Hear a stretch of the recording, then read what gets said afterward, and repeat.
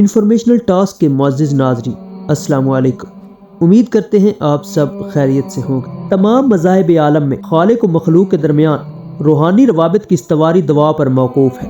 دعا کے طریقے مختلف ہو سکتے ہیں، لیکن مال صرف ایک ہی ہے کہ بندہ اپنے بنانے والے کو منائے۔ دعا کے متعلق اسلام میں بڑی تفصیل سے رہنمائی فرمائی ہے۔ اس کے مختلف طریقے بتائے گئے ہیں۔ اس میں خشوع و خضوع حاصل کرنے کے اسلوب بتائے گئے ہیں۔ قرآن و احادیث میں دعا کی تلقین پر کثیر نصوص ملتی ہیں، لیکن کچھ دعائیں خاص ہوتی ہیں، ان کا محج خاص ہوتا ہے اور وہ یقینی طور پہ نتیجہ خیز ثابت ہوتی ہے۔ ایسے طریقوں سے دعا کی تحصیل بندے کو مستجاب الدعوات بنا دیتی ہے۔ انہی طریقوں میں ایک اسم اعظم کا طریقہ ہے۔ یہ ایک ایسا طریقہ ہے جو انسان کو اپنے وجود میں ان کی واردات حسن کو تلاشنے اور ان کی معرفت حاصل کرنے میں اعانت کرتا ہے، جس کو دیکھ کر فرشتوں نے سجدہ کیا تھا، اور اس کے متعلق احادیث میں تصریحات موجود ہیں اور اس کے پڑھنے والے کے لیے انعام و اکرام کی بشارت ہے۔ یہ اسم صرف ہمیں ہی نہیں بلکہ اس پوری کائنات کو بدل کر رکھ دینے کی طاقت رکھتا ہے۔ سورۃ البقرہ میں اللہ تعالیٰ ارشاد فرماتا ہے کہ اے حبیب، کیا تم نے ان لوگوں کو نہ دیکھا تھا جو موت کے ڈر سے ہزاروں کی تعداد میں اپنے گھروں سے نکلے تو اللہ تعالیٰ نے ان سے فرمایا کہ مر جاؤ، اور پھر انہیں زندہ فرما دیا۔ بے شک اللہ لوگوں پر فضل کرنے والا ہے، مگر اکثر لوگ شکر ادا نہیں کرتے۔ قرآن پاک میں ان لوگوں کے متعلق اور وضاحت کہیں نہیں ملتی کہ وہ کون لوگ تھے اور وہ گھروں سے کیوں نکلے تھے اور انہیں موت کے بعد دوبارہ کیوں زندہ کیا گیا۔ یہ آیت بس یہیں تک ہے۔ حضرت عبداللہ ابن عباس آیت کے تحت لکھتے ہیں کہ یہ بنی اسرائیل کے کوئی لوگ تھے جو موت کے ڈر سے بھاگے تھے، اور یہ بات حضرت سلیمان علیہ السلام کے بعد کی ہے۔ ابن عباس کہتے ہیں کہ اس علاقہ میں طاعون کی وبا پھیل گئی تھی اور یہ لوگ موت کے ڈر سے وہاں سے بھاگے اور کسی صاف چٹیل اور ہوادار جگہ پر پہنچ کر ٹھہر گئے، لیکن موت تو انہیں پھر بھی آ گئی۔ دو فرشتوں کی چیخ نے انہیں ہلاک کر دی، یہاں تک ایک بہت طویل عرصہ گزر گیا اور ان سب کے جسم ہڈیوں کا ڈھیر بن گئے۔ پھر وہاں سے ایک نبی حضرت حزقیل علیہ السلام کا گزر ہوا اور ان کے سامنے اللہ تعالیٰ نے انہیں دوبارہ زندہ کیا۔ اور اب حضرت حزقیل علیہ السلام کون تھے؟ قرآن پاک میں ان کا تذکرہ کہیں نہیں ملتا، اور یہ واقعہ ان کے سامنے ہی کیوں ہوا؟ یہودیوں کی مقدس کتاب توریت میں ایک پورا چیپٹر اس پر ہے، جس میں حضرت حزقیل علیہ السلام کے 6 مشاہدات پہ لکھا ہوا ہے کہ حضرت حزقیل علیہ السلام کو عجائبات دکھائے گئے تھے، اور ان میں ایک مکاشفہ کے ساتھ موسوم ہے، یعنی خشک ہڈیوں کی وادی۔ اس واقعہ میں یہ ہوتا ہے کہ حضرت حزقیل علیہ السلام ایک وادی سے گزرتے ہیں جس میں ہڈیاں بکھری پڑی ہوتی ہیں، اور ان کا دیکھتے ہی دیکھتے وہ ہڈیاں اکٹھا ہونا شروع ہو جاتی ہیں اور ان پہ گوشت چڑھ جاتا ہے، اور دیکھتے ہی دیکھتے وہ مکمل طور پر انسان زندہ ہو جاتے ہیں، بالکل ویسے ہی جیسے ابن عباس نے اپنی تفسیر میں لکھا ہے۔ پھر اس چیپٹر کے مطابق دوسرا مکاشفہ یہ تھا کہ حضرت حزقیل علیہ السلام نے دیکھا کہ مستقبل میں یروشلم تباہ ہوگا۔ تیسرا مکاشفہ یہ تھا کہ یروشلم تباہ ہونے کے بعد یہودی غلام بنے گے، اور چوتھا یہ تھا کہ غلام بننے کے بعد یہودی ایک دفعہ پھر آزاد ہوں گے۔ پانچواں مشاہدہ یہ تھا کہ حضرت سلیمان علیہ السلام کی بنائی ہوئی مسجد، جسے ہم مسلمان ہیکل عثمانی کہتے ہیں اور یہودی اسے ٹیمپل سلیمان کہتے ہیں، وہ ایک دفعہ پھر سے بنے گا۔ اور چھٹا ویژن جو سب سے طاقتور اور انتہائی عجیب ہے کہ حضرت حزقیل علیہ السلام کہتے ہیں کہ میں نے دیکھا کہ آسمان میں ایک بہت بڑی اور عظیم الشان رتھ اڑ رہی ہے، جسے 4 جاندار کھینچ رہے ہیں، اور ایک جاندار کا چہرہ آدمی کی طرح ہے، اور دوسرے کا چہرہ شیر کی طرح، تیسرے کا چہرہ بیل کی طرح ہے، اور چوتھے کا عقاب کی طرح ہے۔ یہ رتھ ایسی تھی جیسے سونے کے پہیوں کے اندر بھی پہیے بنے ہوئے ہوں، اور ہر پہیے پر لاتعداد آنکھیں بنی ہوئی ہوں۔ اور اس رتھ میں بیٹھے ہوئے شخص نے مجھے یہ بتایا کہ اے حزقیل، تم نبی ہو اور تمہیں بنی اسرائیل کی طرف بھیجا جا رہا ہے۔ تھوڑی دیر کے لیے یہی رکے اور ذرا اس منظر کو تصور کریں۔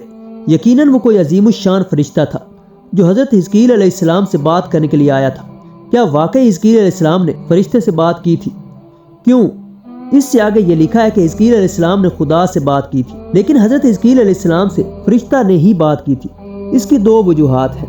پہلی یہ کہ اسلامی دنیا میں بھی اسی طرح کا ایک فرشتے کا ذکر ملتا ہے، اور دوسری وجہ یہ ہے کہ حضرت حزقیل علیہ السلام نے کہیں بھی یہ نہیں کہا کہ میں نے خدا سے بات کی تھی۔ یہ 6 مکاشفات جاننے کے بعد آپ نے کوئی خاص چیز محسوس کی کہ یہ واقعات کوئی معمولی آدمی کے نہیں بلکہ یہ ڈیوائن نوعیت کے ہیں، آسمانی نوعیت کے ہیں، اور ان تمام باتوں کو دیکھ کر یہودی یہی سمجھتے تھے کہ ان کے پاس کوئی علم ہے جس سے یہ باہر کی دنیایں دیکھ رہی ہیں، اور اسی وجہ سے یہودیوں نے حضرت حزقیل علیہ السلام میں ایک خاص انٹرسٹ لینا شروع کر دیا تھا کہ وہ کون سی طاقت ہے جسے حضرت حزقیل علیہ السلام اس قابل ہو گئے تھے۔ یہودیوں کے مطابق وہ حروف کا اور خدا کے چھپے ہوئے ناموں کا علم تھا، یعنی اسم اعظم کا علم۔ یہودیوں کے مطابق یہ اسم اعظم حضرت موسیٰ علیہ السلام کو بھی پتا تھا، جس کی وجہ سے انہوں نے سمندر کے 2 ٹکڑے کر دیے اور ان کے مطابق یہ نام حضرت ادریس علیہ السلام کو بھی پتا تھا، جس کی وجہ سے وہ ایک فرشتے کے ساتھ آسمانوں میں گئے۔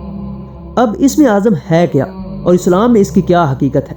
ایک دفعہ امام اعظم ابو حنیفہ سے کسی نے پوچھا کہ اسم اعظم کیا ہوتا ہے، تو انہوں نے کہا کہ اگر تمہیں پتہ چل جائے تو تم پانی پر چلنے لگو اور تمہارے پاؤں بھی گیلے نہ ہوں۔ بریدہ اسلمی رضی اللہ تعالیٰ عنہ سے روایت ہے کہ نبی کریم صلی اللہ علیہ وسلم نے ایک شخص کو ان کلمات کے ساتھ کہ اے اللہ میں تجھ سے مانگتا ہوں، یا اس طور پر کہ میں تجھے گواہ بناتا ہوں اس بات پر کہ تو ہی اللہ ہے، تیرے سوا کوئی معبود برحق نہیں، تو اکیلا ہے اور تو بے نیاز ہے، جس نے نہ کسی کو جنا اور نہ کسی نے اسے جنا اور نہ ہی کوئی اس کا ہمسر ہوا ہے۔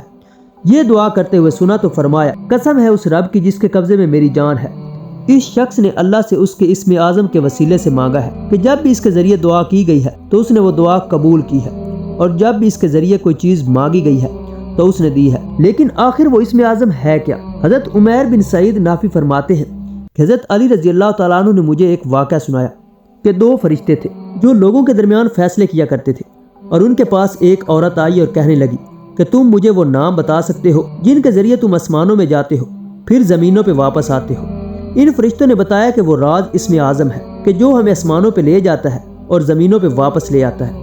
اب اس عورت نے پوری کوشش کی کہ کسی طرح اسے بھی اسم اعظم کا پتہ چل جائے، مگر فرشتے اسے وہ نام بتانے پر راضی نہیں ہو رہے تھے۔ لیکن آخر اس عورت نے پوری کوشش کر کے انہیں منا ہی لیا، اور اسم اعظم پڑھ کر جب اس نے اپنی خواہش کا اظہار کیا تو واقعی اس کے قدم آہستہ آہستہ زمین سے اٹھنے لگے اور اس کی آسمان کی طرف پرواز شروع ہوئی، اور اسی وقت ایک فرشتہ اتنی زور سے چیخا کہ اس کا سر ایک طرف لڑک گیا، اور اس عورت کو بھی یہ سزا ملی کہ اسے بھی آسمان کی طرف لے جا کر مسخ کر دیا گیا۔ صرف ایک منٹ کے لیے امیجن کیجئے کہ یہ واقعات کیسے ہوئے ہوں گے۔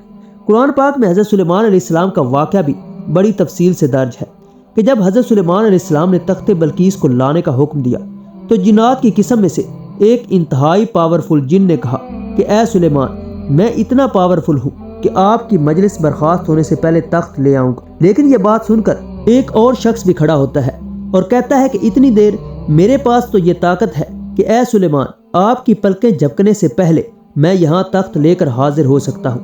اور واقعی ہی ایسا ہوتا ہے۔ حضرت ابن عباس رضی اللہ تعالیٰ عنہ کے مطابق وہ شخص آصف بن برکھیہ تھا، اور اس کی طاقت کا راز بھی اسم اعظم ہی تھا، اور اس کی طاقت کو بروئے کار لاتے ہوئے وہ تخت حاضر کرنے پر قادر ہوا تھا۔ العجم الکبیر اور ابن مردودیہ کی تفسیر میں بھی اسی اسم اعظم کے متعلق یہی صفت ملتی ہے کہ یہ پڑھنے کے بعد آپ بھی جو اللہ سے مانگیں گے وہ مل جائے گا۔ حضرت ابو امامہ سے مرفوعاً مروی ہے کہ اللہ تعالیٰ کا اسم اعظم قرآن کی 3 صورتوں میں ہے، جس میں البقرہ، عمران اور طٰہٰ شامل ہے۔ سورۃ اعراف کی آیت نمبر 175 اور 76 میں ہے کہ اے محبوب، انہیں اس آدمی کا حال سناؤ جسے ہم نے اپنی آیات عطا فرمائی تو وہ ان سے صاف نکل گیا، اور پھر شیطان اس کے پیچھے لگ گیا تو وہ آدمی گمراہوں میں سے ہو گیا۔ قرآن پاک کی یہ آیت بالکل سٹینڈ الاؤن آیات ہے، اور ان کا سیاق و سباق سے کوئی تعلق نہیں کہ آخر وہ کون شخص تھا جسے اللہ نے اپنی نشانیاں عطا کی۔ تقریباً تمام تفاسیر میں ایک مشترک بات یہ ہے کہ یہ بنی اسرائیل کا ایک شخص تھا جس کے پاس اسم اعظم کا علم تھا، اور اس کا نام بلم بن باورا تھا۔ ایک مرتبہ اس کی بیوی نے اس سے درخواست کی تھی کہ تمہیں اسم اعظم کا علم ہے اور تم میرے لیے دعا کرو کہ میں دنیا کی حسین ترین عورت بن جاؤں۔ بلم نے اسم اعظم کے ذریعے دعا کی تو پھر ایسا ہی ہوا، اور اس کی بیوی بنی اسرائیل کی خوبصورت ترین عورت بن گئی، اور اپنے حسن کے ساتھ وہ لوگوں کی توجہ کا مرکز بننے لگی۔ بنی اسرائیل کے بڑے بڑے لوگ اس کی طرف مائل ہو کر اس کے سامنے جھکنے لگے، اور پھر ایک وقت آیا کہ وہ بھی ان کی طرف مائل ہونے لگ گئے۔ تب بلم نے بد دل ہو کر اس کی بدصورتی کی دعا کی، یہاں تک کہ وہ ایک بدصورت کتیا جیسی لگنے لگی۔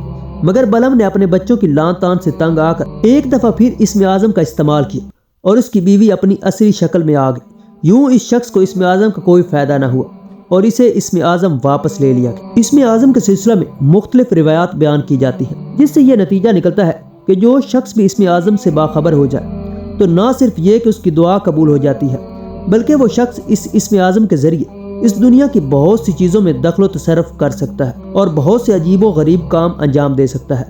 خدا کے ناموں میں سے کون سا نام اسم اعظم ہے؟ اس سلسلے میں علماء اسلام نے بہت زیادہ بحث و گفتگو کی ہے، اور اس موضوع پر اکثر بحث ہوا کرتی ہے کہ خدا کے ناموں میں سے اس اسم کو تلاش کرے جو عجیب و غریب خاصیت رکھتا ہو۔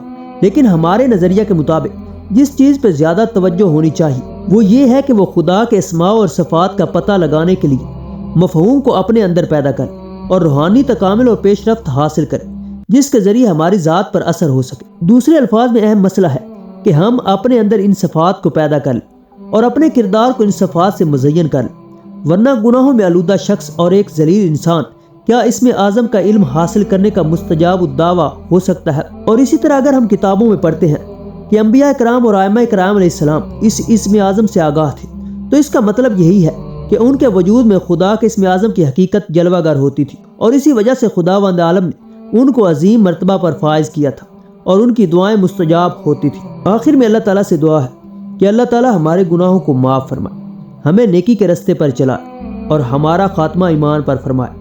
مزید معلوماتی ویڈیوز کے لیے ہمارے چینل کو سبسکرائب کیجیے، ویڈیوز کو لائک اور کمنٹ کیجیے، دوستوں کے ساتھ شیئر کیجیے اور ہماری حوصلہ افزائی کیجیے۔ دعاؤں میں یاد رکھیے۔ اللہ حافظ۔